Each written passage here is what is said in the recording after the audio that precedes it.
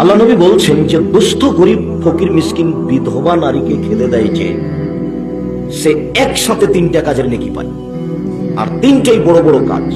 এক, আল্লাহর সাথে জেহাদ, আল্লাহর পথে জেহাদ করলে যত নেকি হয়, ফকির মিসকিনকে খেতে দিলে তত নেকি হয়। দুই, রাতে তাহাজ্জুদ পড়লে যত নেকি হয়, ফকির মিসকিনকে খেতে দিলে তত নেকি হয়। তিন, দিনে নফল রোজা সিয়াম থাকলে যত নেকি হয়, ফকির মিসকিনকে খেতে দিলে তত নেকি হয়।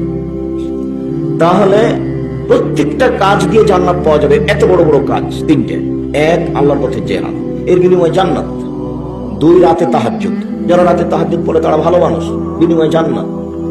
তিন, নফল সিয়াম, এটা তো দামি ইবাদত, নফল সিয়াম মানে জান্নাত। তো এমন একটা কাজ করলাম যে তিনটা মিলে যত হবে একটাতেই তত হবে। সেটা কি? ফকির মিসকিন অসহায় মানুষকে খেতে দেওয়া।